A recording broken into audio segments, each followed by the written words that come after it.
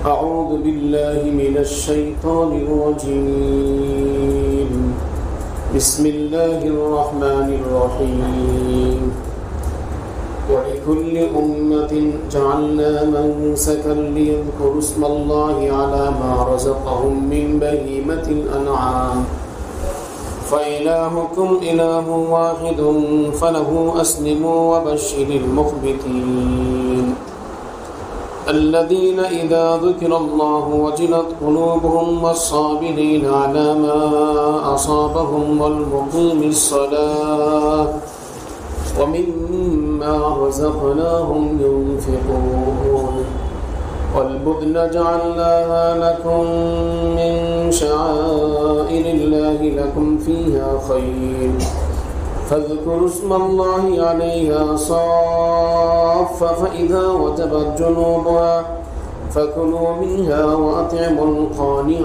والمعتر كذلك سخرناها لكم لعلكم تشكرون لن ينال الله لحومها ولا دماؤها ولكن يناله التقوى منكم كذلك سخرها لكم لتكبروا الله على ما هداكم وبشر المحسنين صدق الله مولانا العظيم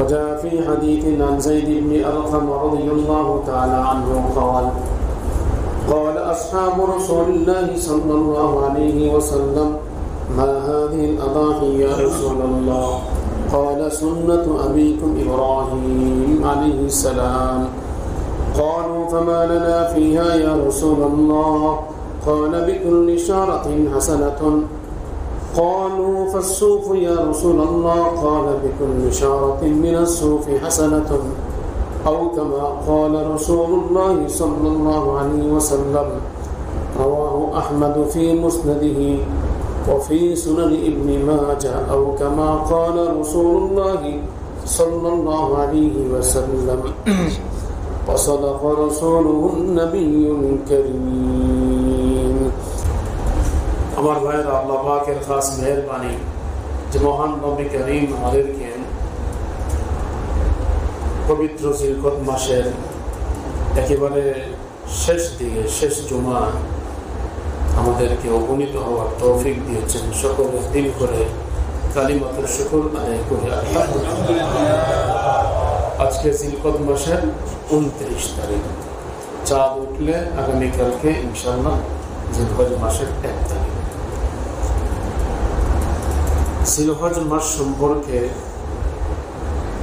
অনেকগুলো মাসালা রয়েছে 1 নম্বর মাসালা হজ 2 নম্বর মাসালা কুরবানি 3 নম্বর মাসালা রাতের ইবাদত 4 নম্বর মাসালা রোজা সম্পর্কে আলোচনা বিষয় 4টা আলোচনা দরকার 4 জুমা 4 জুমার আলোচনা 1 জুমায় করা সময় কম আলোচনা অনেক বেশি নম্বর 1 আল্লাহ তাআলা কোরআন শরীফে একটি সূরা নাযিল করেছেন সূরাতুল ফজর والفجر وليال العشر والشفع والوتر এই সূরার মধ্যে আল্লাহ তাআলা 5টি বস্তুর কসম খেয়েছেন 1 নম্বর ফজরের 2 নম্বর 10 রাতের 3 নম্বর রাতের 4 নম্বর জোর এবং বেজুরের 5 নম্বর বেজুর আবার বলছি 1 নম্বর ফজর ফজর দ্বারা উদ্দেশ্য কি কেউ কেউ বলেছেন প্রত্যেক দিনের ফজর কেউ কেউ বলেছেন ফজরের নামাজ আবার কেউ বলেছেন আল্লামা কাতাদা রাহমাতুল্লাহ বলেন এর দ্বারা উদ্দেশ্য মুহররম মাসের 1ম তারিখের ফজর কিন্তু অন্যান্য দিগার উলামায়ে কেরাম আল্লামা সাহাব রাহমাতুল্লাহ আলাইহি মুজাহিদ রাহমাতুল্লাহ বলেন এখানে ফজর দ্বারা উদ্দেশ্য জিলকদ মাসের শেষ তারিখ রাতের পরে জিলহজ মাসের 1ম তারিখের ফজরের নামাজ উদ্দেশ্য ওয়াল ফজর দ্বারা উদ্দেশ্য জিলহজ মাসের 1ম ফজর তার কারণটা কি তার যুক্তি দেখাইছে যে এর পরে আলোচনা হলো ওয়ালায়ালি নাশ জিলহজ মাসের প্রথম 10 রাতের। আমাদের একটা আরবি কায়দা মনে রাখতে হবে, আরবিতে দিন হয় পরে, রাত হয় আগে। যদি আজকে চাঁদ দেখা যায় তাহলে এই রাত্রটা আগামীকালকে দিনের তামে অর্থাৎ জিলহজ মাসের তারিখ শুরু হয়ে গেল। কথাটা খেয়াল করে শোনা দরকার। আরবিতে রাত আসে আগে, দিন হয় পরে। ইংরেজিতে দিনের গণনা আগে, রাতের গণনা পরে। ইংরেজিতে দিনের পরের রাত্রটা ওই দিনের অন্তর্ভুক্ত, আরবিতে রাত পরের দিনের অন্তর্ভুক্ত। রমজান মাসের চাঁদ দেখা যায় তো রোজা শুরু হয়ে গেল, আমরা প্রথমে কি করি? তারাবির নামাজ পড়ি, এর পরের দিন রোজা রাখি, তো রাত আগে দিন পরে। কিন্তু 360 দিনের মধ্যে একটা দিন এমন আছে যে এর পরের দিনের সাথে রাতের সম্পর্ক নেই, রাতের সম্পর্ক আগের সাথে। ইংরেজি মাসের যেমন হিসাব, আরবি তো একটা দিনের ইবাদত বন্দিগি হিসাবে একটা দিন এমন যে রাতের সাথে সম্পর্ক পরের দিনের সাথে না, বরঞ্চ রাতের সম্পর্ক হয় আগের সাথে। সেটা হল আরাফার দিন। আরাফার দিন রাত থেকে শুরু না, 9 জিলহজ আরাফার দিন শুরু হয় দিন থেকে। কেউ যদি রাত্রে আরাফায় অবস্থান করে চলে আসে তাহলে তার হজ আদায় হবে না। জিলহজ মাসের 9 তারিখ রাত 9, জিলহজ মাসের 9 তারিখ দিনে আরাফায় থাকতে হবে, তাহলে রাত্রটা আরাফার দিনের সাথে সম্পর্ক না। কিন্তু পরের দিন যে রাত্র, ওই রাত্রটা আবার আরাফের সাথে সম্পর্ক। যেমন নাকি ইংরেজি মাসের হিসাব, ইংরেজি আজকে 1 তারিখ, তো আগামীকাল ইংরেজি দিন শেষ হয়ে যে রাত্র আসবে সেটাকে আমরা 1 তারিখ করে গণ্য করব।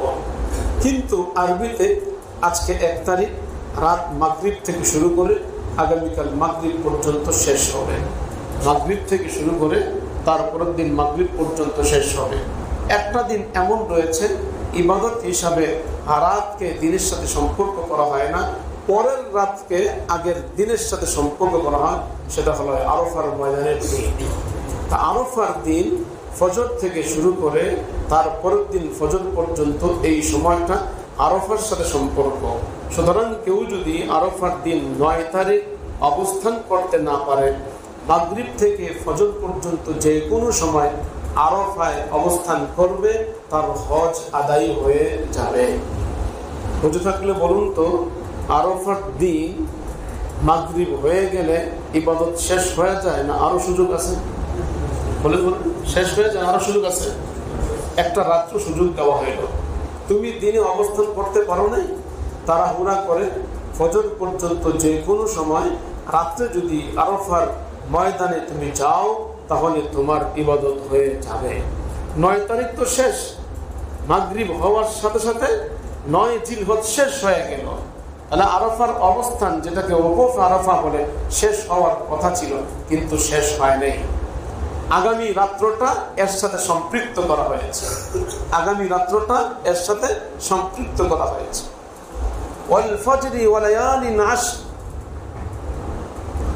আরাফার দিনের পরের যে রাত্রটা সেটা তো 10 তারিখ রাত্র, কিন্তু 9 তারিখের সাথে শামিল করে আরাফার ময়দানে অবস্থান করার সুযোগ করে দেওয়া হলো। আরবিতে একটা ফজর এমন আসে যেই রাত্রটা দিনের সাথে সম্পর্ক না, যেই রাত্রটা তার আগের দিনের সাথে সম্পর্ক, সেটা হলো 9 জিলহজ ফজরের সময়। 9 জিলহজ ফজরটা তার পুরা রাত্রটার সম্পর্ক আগের দিনের সাথে, পরের দিনের সাথে না। আরবি গ্রামার অনুযায়ী এখানে ফজরটা হলো ব্যতিক্রম ধর্মী ফজর। এই কারণে আল্লাহ তাআলা আজকের দিনের ফজরের কসম খাইলেন যে আজকে 9 জিলহজ কুরবানি করবা জিলহজ মাসের দিন থেকে। কুরবানি মাসের জিলহজ মাসের 10 তারিখ দিনে কুরবানি শুরু হবে, রাত্রে কুরবানি শুরু হবে না। তাহলে জিলহজ মাসের কুরবানি শুরু হয় রাতে না দিনে? বলেন, রাতে না দিনে? রমজান মাসের রোজা শুরু হয়, অর্থাৎ রমজান মাসের কার্যক্রম শুরু হয় দিন থেকে না রাত্র থেকে? তাহলে রমজান মাসের কার্যক্রম শুরু হলো রাত থেকে, আর কুরবানির কার্যক্রম শুরু হলো দিন থেকে। এই কারণে 360 দিনের মধ্যে একটা দিন এমন রয়েছে যে ফজর থেকে কার্যক্রম শুরু হয়, সেটা হলো 10ই জিলহজ। এই কারণে আল্লাহ তাআলা খাস ভাবে ফজরের নামাজের কসম খাইছেন, ওয়াল ফজরি ওয়া লায়ালিন আশর। এই বিষয়টা তোমরা লক্ষ্য রাখো যে ইবাদত শুরু হবে ফজরের পর থেকে। তাই আমি আল্লাহ তাআলা ফজরের কসম খাই। সুবহানাল্লাহ। আরবি গ্রামার না বুঝতে তো বোঝা আসবে না যে 10ই জিলহজ কুরবানি শুরু, রাত্রে করবো, অসুবিধা কোথায়? এই হলো 1 নম্বর বিষয়। 2 নম্বর, ওয়ালায়ালিন আশর, 10 রাতের কসম। 10 রাতের কসম কেন খাইলেন? 360 দিনের মধ্যে 10 রাত্র সবচেয়ে দামি রাত্র। হযরত আবু হুরায়রা রাদিয়াল্লাহু তাআলা আনহু থেকে বর্ণিত, তিনি বলেন রাসূলুল্লাহ সাল্লাল্লাহু আলাইহি ওয়াসাল্লাম বলেছেন, যত রাত্র রয়েছে তার মধ্যে দামি রাত্র লাইলাতুল কদর। এরপরে সবচেয়ে দামি রাত্র জিলহজ মাসের প্রথম রাত থেকে শুরু করে শেষ রাত পর্যন্ত, অর্থাৎ 10 রাত পর্যন্ত জিলহজ মাসের রাত্রটা সবচেয়ে দামি। কেউ যদি জিলহজ মাসের প্রথম 10 রাত্রে ইবাদত করে, এক এক রাত্র আল্লাহ তাআলা 1 বছর রাত্র ইবাদত করার সওয়াব দান করেন। ইয়াদিলু কিয়ামু লাইলাতিন বিকিয়ামি লাইলাতিল কদর। অর্থাৎ কেউ যদি জিলহজ মাসের রাত্রি ইবাদত করে, আল্লাহ তাআলা লাইলাতুল কদরে ইবাদত করার সওয়াব দান করবেন। সুবহানাল্লাহ। ওয়া সিয়ামু ইয়াউমিন ইয়াদিলু বিসিয়ামি সানাতিন। আর কেউ যদি জিলহজ মাসে রোজা রাখে, আল্লাহ তাআলা একটা রোজার বিনিময়ে 1 বছর রোজা রাখার সওয়াব দান করবেন। তাহলে জিলহজ মাসের রোজা 1 বছর রোজা রাখার সওয়াব, জিলহজ মাসের রাত্রি ইবাদত লাইলাতুল কদরে ইবাদত করার সওয়াব। আল্লাহ তাআলা আজকের রাত্র হয়তো জিলহজ মাসের প্রথম রাত্র হতে পারে, আমরা চেষ্টা করব প্রতি জিলহজ মাসে অর্থাৎ 10 দিন পর্যন্ত রাত্রে অবশ্যই তাহাজ্জুদ করার জন্য। আল্লাহ তাআলা আমাদের সবাইকে জিলহজ মাসের প্রথম 10-এর রাত্রেবেলা তাহাজ্জুদ নিয়মিত করার তৌফিক দান করুন। 1 নম্বর বিষয়। 2 নম্বর, দিনের বেলা রোজা রাখার তৌফিক দান করেন। একটি রোজা 1 বছর রোজা রাখার সওয়াব, রাত্রে ইবাদত লাইলাতুল কদরে ইবাদত করার সওয়াব, রাত্রে এবং দিনে ইবাদত করার তৌফিক দান করেন। আমিন। এই বিষয়ে আর আলোচনা করলাম না, যেহেতু অনেক লম্বা আলোচনা। 2 নম্বর বিষয়, এক হাদিসের মধ্যে আম্মাজান উম্মে সালামা রাদিয়াল্লাহু আনহা থেকে বর্ণিত, তিনি বলেন রাসূলুল্লাহ সাল্লাল্লাহু আলাইহি ওয়াসাল্লাম বলেছেন, ইদা দাখালাল আশরু, জিলহজ মাস যখন শুরু হবে, আরাদা বা'দুকুম আইয়ুদাহিয়া, তোমাদের মধ্যে কেউ চাবে কুরবানি করার জন্য, যাদের উপর কুরবানি ওয়াজিব, যাদের উপর কুরবানি ওয়াজিব তাদের জন্য উচিত হবে ফালা ইয়াখুদান্না শা'রান ওয়ালা ইউকাল্লিমান্না সুফরান, তারা যেন চুল না কাটে, পশম না কাটে, এবং তারা যেন নখ না কাটে।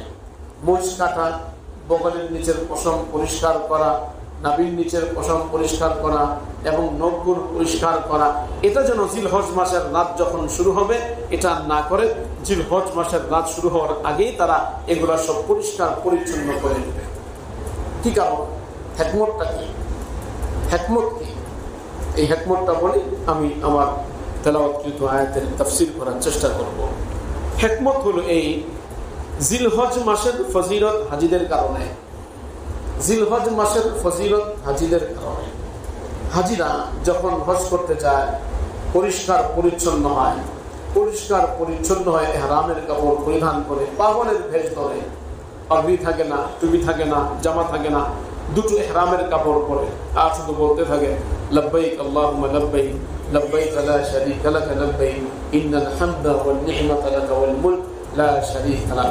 হাজীরা যখন ইহরাম বাঁধে, ইহরাম বাঁধা হলো নিয়ত করা এবং তালবিয়া পাঠ করা, এই দুটোর মাধ্যমে পাসপোর্ট ভিসা সবকিছু যখন ঠিকঠাক হয়ে যাবে এবং তার যখন বিমানের টিকিট চলে আসবে, সে ওই তারিখে নিশ্চিতে যাবে, তখন সে নিয়ত করে ইহরাম বাঁধবে, তালবিয়া পাঠ করবে, সে এখন আল্লাহর ঘরের মুসাফির হয়ে গেল।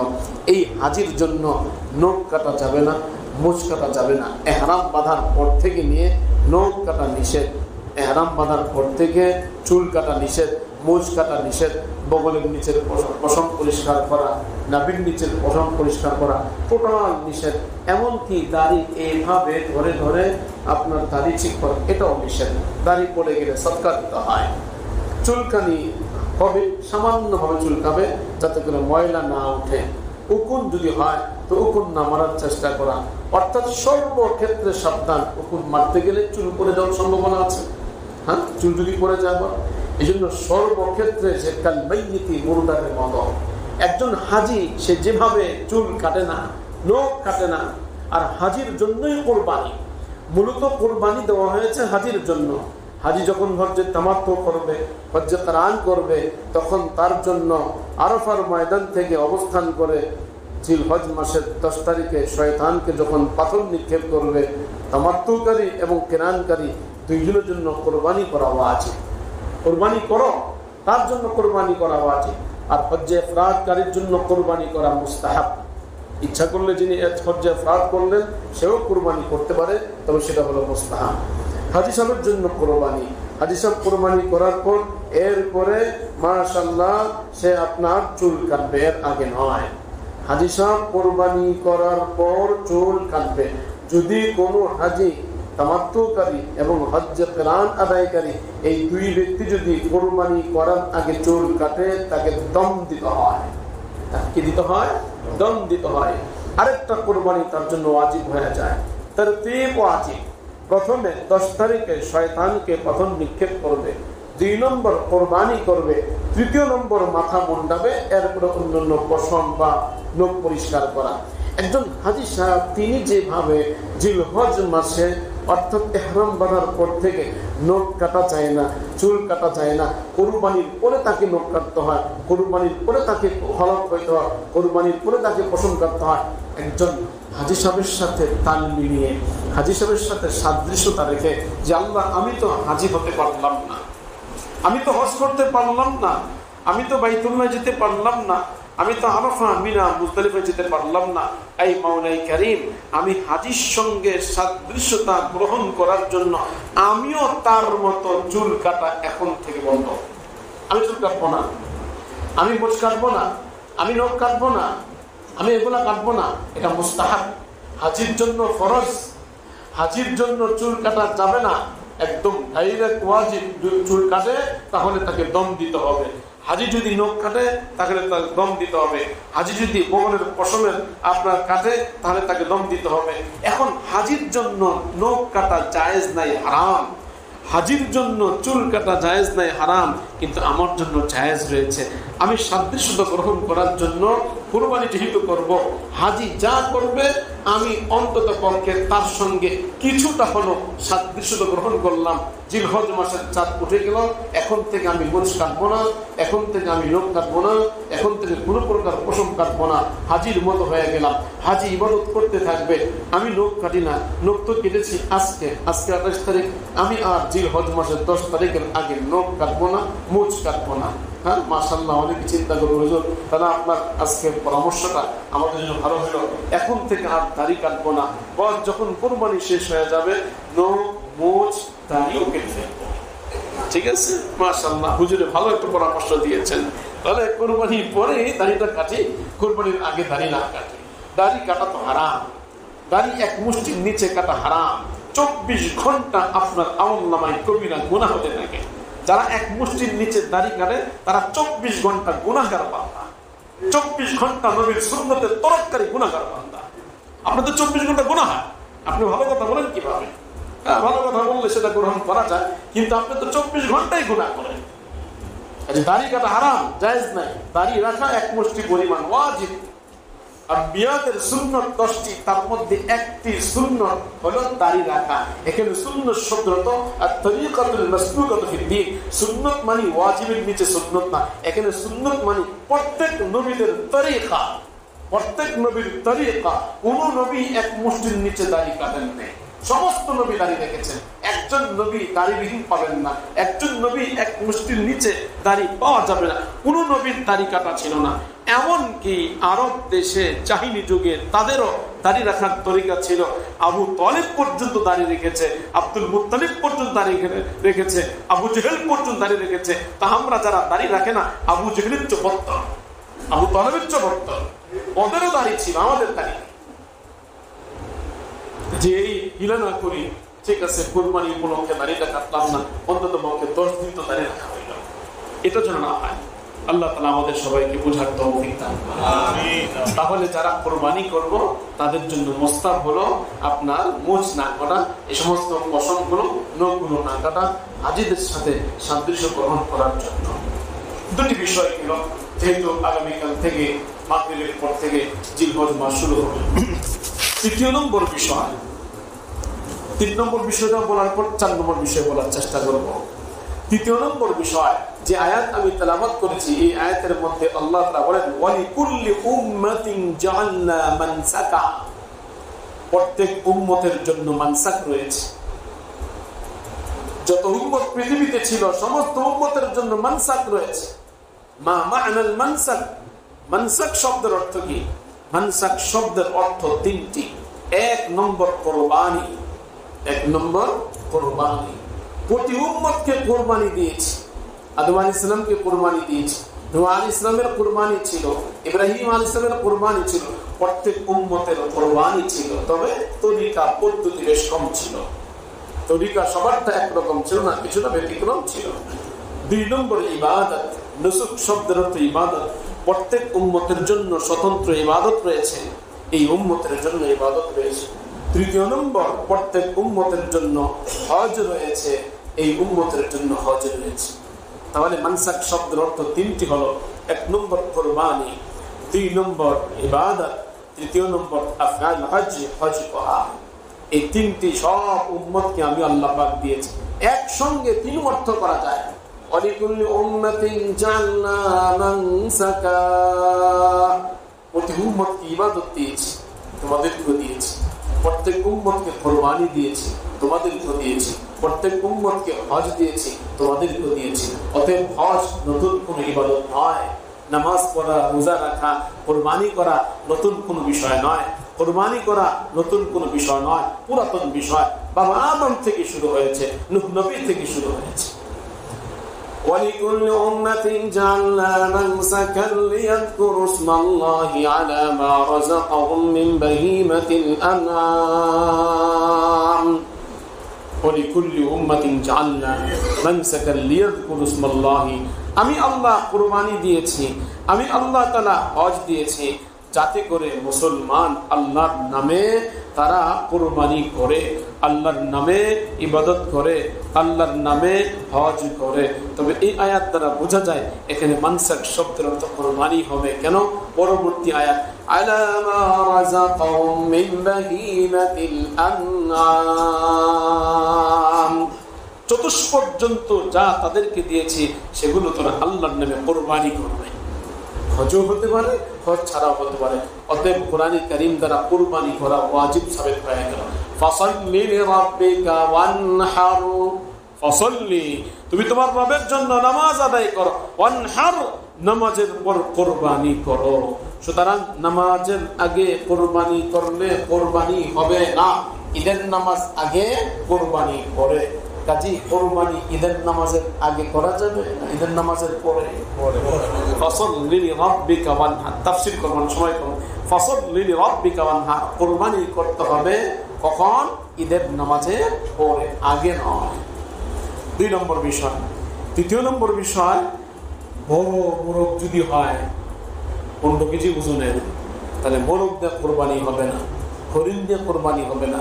ভেড়া, বকরি, ছাগল, মহিষ, উট, পালতু জানোয়ার চতুষ্পর্যন্ত যেগুলো লালিত পালিত হয় এগুলো দিয়ে কুরবানি করা হবে। অর্থাৎ জঙ্গলি জানোয়ার দিয়ে কুরবানি করলে হবে না, হরিণ দিয়ে কুরবানি করলে হবে না, ঠিক তেমনি ভাবে নীল গাই দিয়ে কুরবানি করলে হবে না, আপনার মোরগ দিয়ে কুরবানি করলে হবে না, মুরগি জবাই করলে হবে না। গ্রাম দেশে প্রথা আছে, বড়রা কুরবানি করলে আমরা মুরগি জবাই করি, কুরবানি সওয়াব পেয়ে যাব।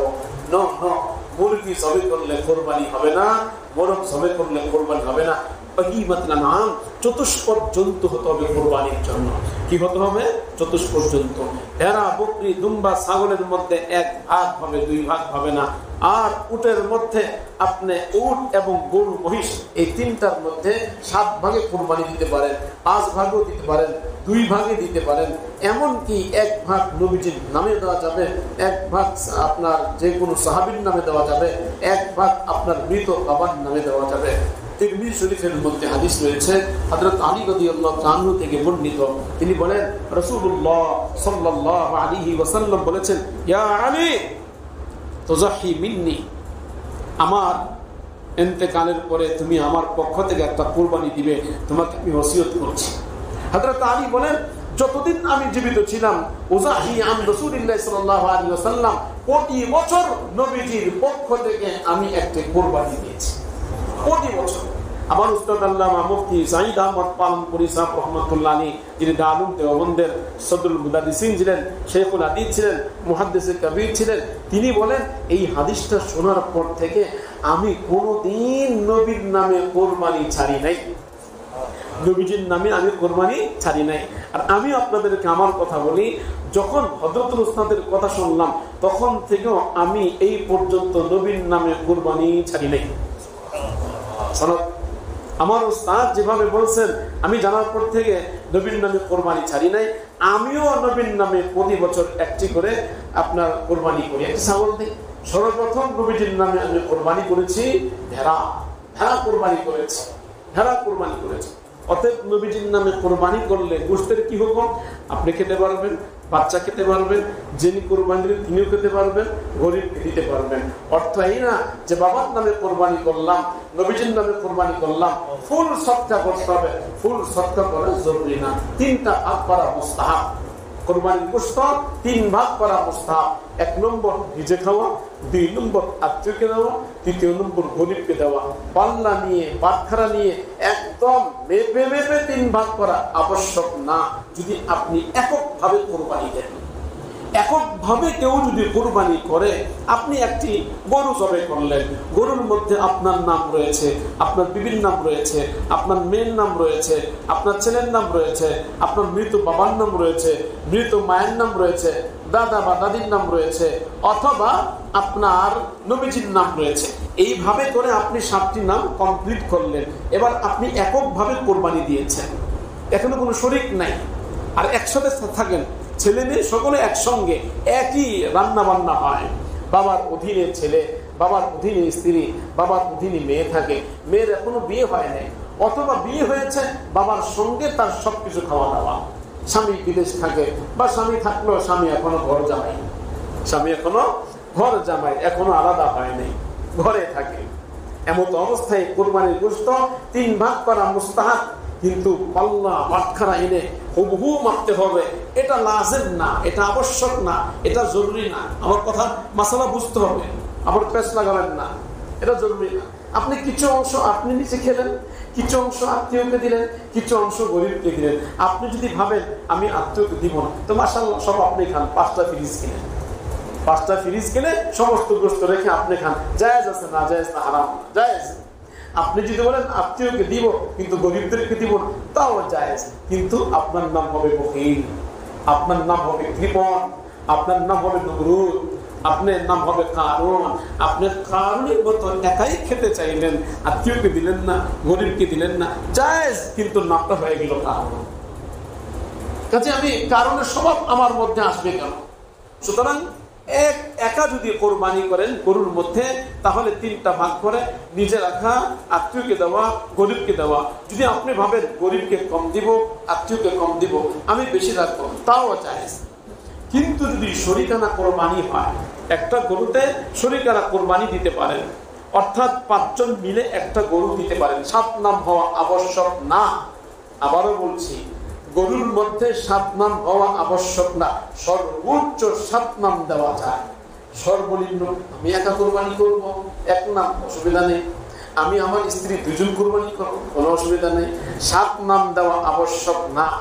নাম হতে হবে, 2টা হতে পারে, একা হতে পারে, 2টা হতে পারে, 3টা হতে পারে, অথবা 1 জন দিতে পারে, অথবা 7 জন শরীক থাকতে পারে। 7 জন মিলে একটা কুরবানি করতে পারবে। 7 জনের টাকা যদি আপনার পৃথক পৃথক মানুষ হয় তো 7 জন সমান সমান টাকা দিবে।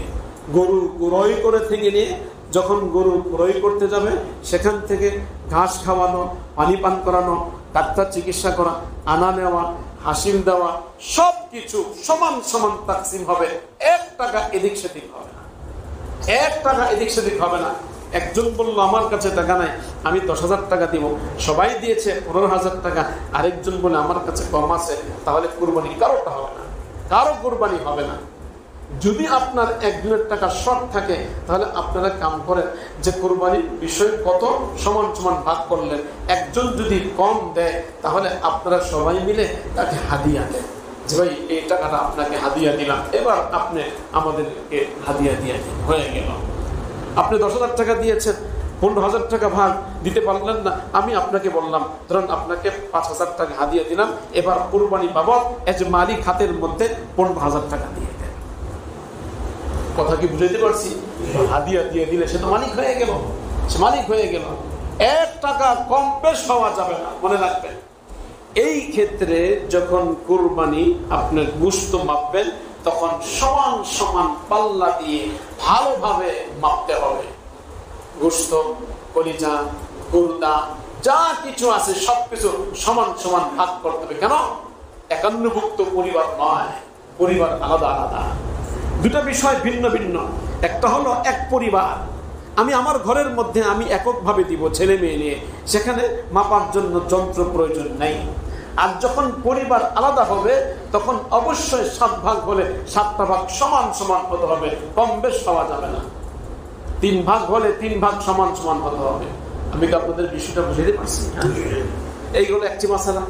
3 নম্বর মাসলা, আজকে আলোচ্য বিষয় ছিল আরেকটা, কিন্তু এখানে আসার আগে আমাকে একজন বললেন হুজুর মাসলা মাসাইল বললে ভালো হয়, এই জন্য আয়াতও চেঞ্জ করেছি, আলোচনাও চেঞ্জ করেছি। এই জন্য মাসলা বলছি আপনাদেরকে, যেহেতু আমিও চলে যাব কয়েকদিন পরে হজে, আর আগামী সপ্তাহ আপনার আলোচনা যিনি করবেন ওনাকে বলবেন বিস্তারিত করার জন্য, যাতে করে তিনি বিস্তারিত আলোচনা করেন ইনশাআল্লাহ। আপাতত আমি যতটুকু প্রয়োজন, যতটুকু সময় আছে অল্প সময়ের ভিতরে আলোচনা করার চেষ্টা করব। কুরবানির মধ্যে একজন যদি বেনামাজি হয় পুরা কুরবানি বেবরকত হবে। আবারও বলছি, কুরবানি 7 ভাগে দেওয়া ওয়াজিব, নামাজ পড়া ফরজ। একজন নামাজ পড়লো না, সে কুরবানি করলো কিন্তু সে বেনামাজি। বেনামাজির সঙ্গে নামাজি ব্যক্তি যখন কুরবানি করবে জায়েজ হবে কিন্তু বেবরকত হবে। কেন বললাম বেবরকত? দিলের খবর আমার জানা নাই। হতে পারে তার দিলের মধ্যে নিয়ত যে আমি নামাজ পড়ি না, বেনামাজি, কুরবানি না করলে আমি তো মুসলমান থাকবো না, মানুষ কি বলবে? নামাজও করে না, কুরবানিও করে না, তো মানুষ যেন আমাকে মানে মুসলমান হিসাবে সাব্যস্ত করে, মানুষ আমাকে যেন খারাপ না ভাবে, এই নিয়তে হতে পারে সে কুরবানি দিবে। বেনামাজির কুরবানি নিয়ত খারাপ হতে পারে। আবারও বলছি, বেনামাজির কুরবানি নিয়ত কি হতে পারে? আল্লাহর জন্য যদি সে কুরবানি দিয়ে থাকে তো বাবা, এই যে কুরবানি বিষয়ে আলোচনা, এর মধ্যে কিন্তু আল্লাহ তাআলা আগে বলে দিয়েছেন ওয়াল মুকিমিস সালাহ, কুরবানি করবা আগে নামাজ পড়ো। নামাজ ফরজ, জান্নাতের চাবি কুরবানি নয়, জান্নাতের চাবি কুরবানি নয়, জান্নাতের চাবি নামাজ। আল্লাহর জন্য তোমার যদি এত মায়া কান্না থাকে, মুহাব্বত ভালোবাসা থাকে, তো নামাজ কেন পড়লা না? নামাজ কেন আদায় করলে না? এজন্য শরীকারা কুরবানির ক্ষেত্রে বেনামাজির সঙ্গে না দেওয়ার চেষ্টা করা, নামাজি ব্যক্তির সঙ্গে দেওয়ার চেষ্টা করা, কারণ তার তো নামাজ নাই। এর উপর তো আল্লাহ পাক নারাজ। লা ইয়ানালুল্লাহা লুহুমুহা ওয়ালা দিমাউহা ওয়ালাকিন ইয়ানালুত তাকওয়া মিনকুম। কুরবানির গোশত আল্লাহ পর্যন্ত পৌঁছে না এবং কুরবানির রক্ত আল্লাহ পর্যন্ত পৌঁছে না, ওয়ালাকিন ইয়ানালুত তাকওয়া মিনকুম, তোমাদের তাকওয়া আল্লাহর কাছে পৌঁছে। তুমি কোন নিয়তে কুরবানি করলা সেটা আল্লাহ পাক দেখে। অতএব বেনামাজির নিয়ত কি আমার জানা নাই? আমার তো জানা নাই। এই জন্য চেষ্টা করবো নামাজি ব্যক্তির সঙ্গে কোরবানি দেওয়া। যদি ওলাও ফারজান নামাজ মাঝে মধ্যে করে না, কিন্তু হচ্ছে সত্য কথা বলে ভালো মানুষ, কোরবানি দিলে সে যদি বলে না আমি কোরবানি ওয়াজিব এই নিয়তে দিচ্ছি, অন্য কোনো নিয়ত নেই, তাহলে কোরবানি আদায় হয়ে যাবে, কিন্তু বেবরকত হবে। আবারও বলছি, কি হবে? কোরবানি আদায় হয়ে যাবে, বরকত হবে না। 2 নম্বর বিষয়, কোরবানির শরীকানার মধ্যে একজন ব্যক্তি যদি গোশত খাওয়ার নিয়ত করে যে আমি গোশত খাবো, এই নিয়তে কোরবানি করছি, আলহামদুলিল্লাহ আলহামদুলিল্লাহ, আপনি গোশত খাওয়ার নিয়ত করে কোরবানি করছেন, বাকি 6 জন যারা আছে এদেরও কোরবানি হবে না, কোরবানি শেষ। 7 জনের মধ্যে একজন নিয়ত যদি লোক দেখানো থাকে, 7 জনের মধ্যে একজন যদি কোরবানির গোশত খাওয়ার নিয়ত থাকে, কারো কোরবানি হবে না, একজনের কোরবানি হবে না। ভালো করে মনে রাখবেন, শরীকানা কোরবানি সাবধান, খুব সতর্ক, খুব সাবধান। দিতে হলে ভালো মানুষ দেখে দিতে হবে, নিয়ত দেখতে হবে, ভালো নিয়ত আছে কিনা সেটা দেখার চেষ্টা করা। গোশত খাওয়ার নিয়ত, কোরবানি খতম। লোক দেখানোর নিয়ত, কোরবানি খতম। ভালো সবচেয়ে দামি একটা কোরবানি দিব, বলবে অমুকে এই বড় গরুটা কোরবানি দিয়েছে, লোক দেখানো, কোরবানি খতম। 4 নম্বর মশলা, আপনি আপনার ছেলের আকিকা দিতে পারেন নাই। আপনার বিবি বলল ছেলেটা খালি বারবার অসুস্থ থাকে, হুজুরের বয়ান শুনেছি যে আকিকা দিলে আল্লাহ পাক রব্বুল আলামিন এই সন্তানের জিম্মাদার হয়ে যান এবং তাকে বিভিন্ন বালা মুসিবত থেকে হেফাজত করে। আকিকা দেওয়ার বরকত এই। কাজী যেহেতু আমরা এতদিন দিতে পারি না, আমাদের অর্থের অভাব ছিল, ছেলেটা বারবার অসুস্থ থাকে, অনেক টাকা খরচ হয়ে গিয়েছে, আপনি কাম করেন, একা তো একটা গরু দেওয়া সম্ভব না, একটা নাম আমার, একটা নাম আপনার, আরেকটা নাম আমাদের বাচ্চার আকিকা। কোরবানির মধ্যে আকিকা দেওয়া জায়েজ হবে কিনা, এটা একটা প্রশ্ন। আজকাল electronic media, print media, press media, এই মিডিয়াগুলোর মাধ্যমে আজকাল অনেকে বিভ্রান্ত হয়। কোরবানির মাকসাদ কি? ইরাকাতুদ্দাম। কোরবানির মাকসাদ কি? ইরাকাতুদ্দাম। এই শব্দ মনে রাখবেন, রক্ত প্রবাহিত করা। কোরবানির দিনে রক্ত প্রবাহিত করা আল্লাহর কাছে সবচেয়ে প্রিয়, অর্থাৎ রক্তটি মাটিতে ঝরার আগে আল্লাহ তাআলা কোরবানি কবুল করে দিবেন। রক্ত প্রবাহিত করার উদ্দেশ্য আল্লাহর রাজামন্দির জন্য। কোরবানির মধ্যে যেমন ইরাকাতুদ্দাম রয়েছে, রক্ত প্রবাহিত করার উদ্দেশ্য, ঠিক তেমনি ভাবে আকিকার মধ্যে সেম একই ঘটনা, যে রক্ত প্রবাহিত করা। আল্লাহ পাক রব্বুল আলামিন নবীর মাধ্যমে সুন্নাত জারি করেছেন। হযরত হাসান হুসাইন রাদিয়াল্লাহু তাআলা আনহুমা, তাদের জন্য নবী আলাইহিস সালাতু ওয়াস সালাম আকিকা করেছেন, কুরবানি করেছেন, আকিকা করেছেন, একটি রক্ত প্রবাহিত করেছেন আল্লাহর রাজামন্দির জন্য। সন্তানের পরিবর্তে কুরবানি, আকিকাও সন্তানের পরিবর্তে আকিকা। ইব্রাহিম আলাইহিস সালাম সন্তান জবাই করেছেন, আল্লাহ তাআলা তার পরিবর্তে ওয়াফাদাইনাহু বিযিবহিন আযীম, আল্লাহ তাআলা জান্নাত থেকে দুম্বা পাঠিয়ে দিলেন। অতএব এই সন্তানের পরিবর্তে আল্লাহ সন্তানের মহব্বত দিলেন, বলতে নাই তোমার মহব্বত দিলে আছে, দলিল আমি কুরবানি করলাম। অতএব আকিকার যে উদ্দেশ্য, কুরবানির একই উদ্দেশ্য, সুতরাং কুরবানির মধ্যে আকিকা দেওয়া যেতে পারে, কোনো অসুবিধা নেই। আকিকাও আল্লাহর জন্য, কুরবানিও কার জন্য? আল্লাহর জন্য। কথা কি বুঝে গেছে আপনাদেরকে? অতএব আকিকা কুরবানি এক হতে পারবে, কোনো অসুবিধা নেই। কুরবানির গোশত যেভাবে 3 ভাগে তাকসিম করা যায়, ঠিক তেমনি ভাবে আকিকার কুরবানিও 3 ভাগে তাকসিম করা যায়। না করলে অসুবিধা নেই, করলে ভালো, না করলে অসুবিধা নেই। এটা হলো মুস্তাহাব আমল। কুরবানির গোশতের তাকসিমের যে হুকুম, কুরবানির আপনার আকিকার গোশতের তাকসিমের একই হুকুম। এই ছিল একটি বিষয় আলোচনা কুরবানির গোশত সম্পর্কে। আল্লাহু আকবার।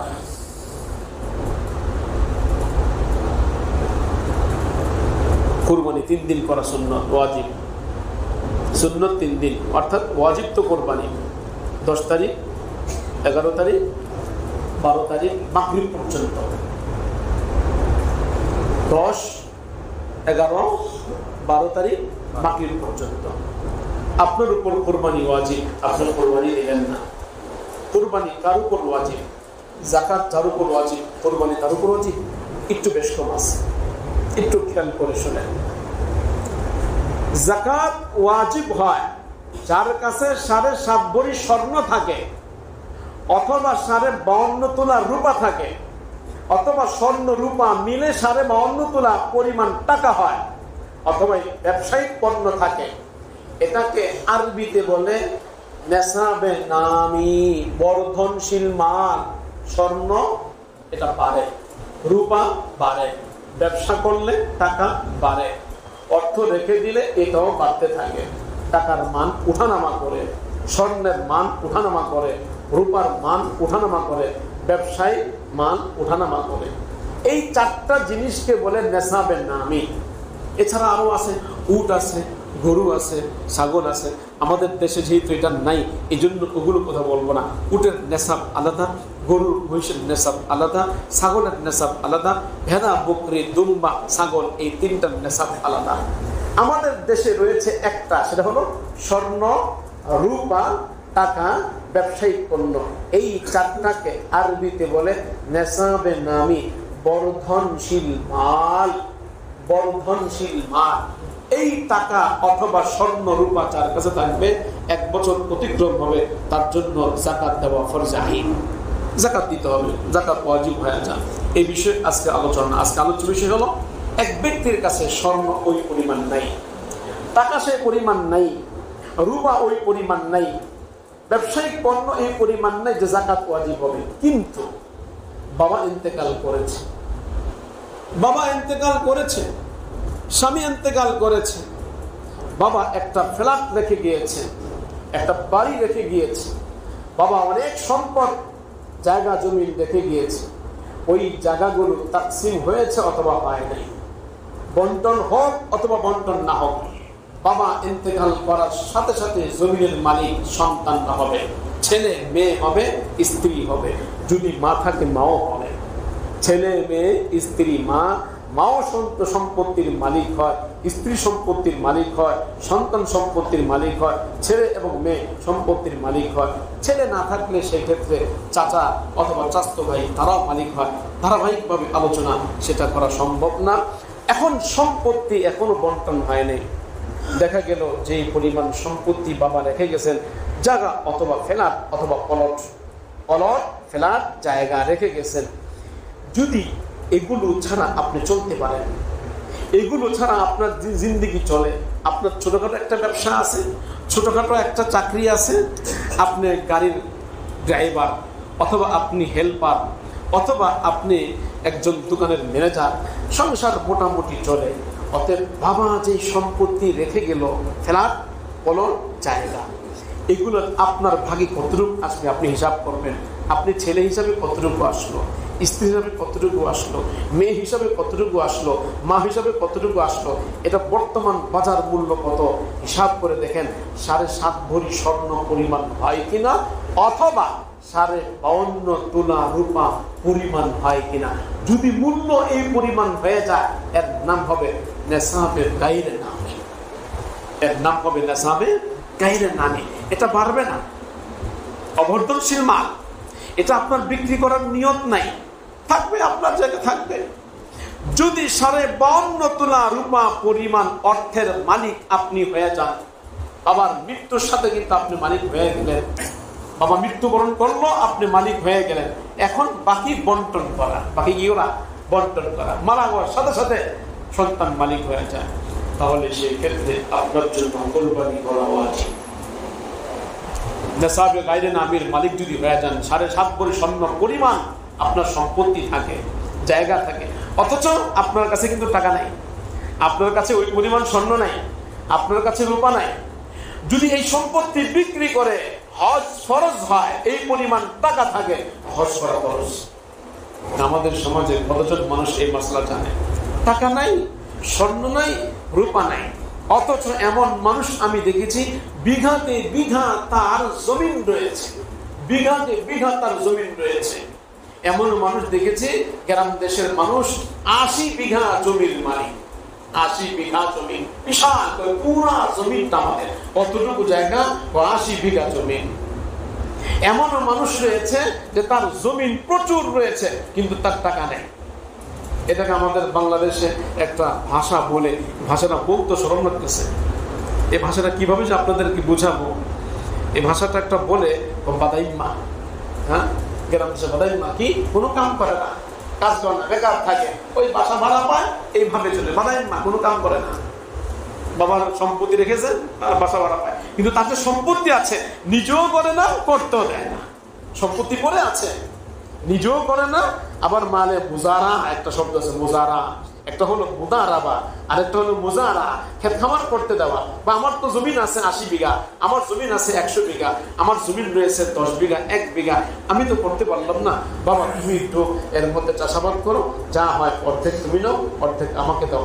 নিজেও করে না, আরেকজন তো করতে দেয় না।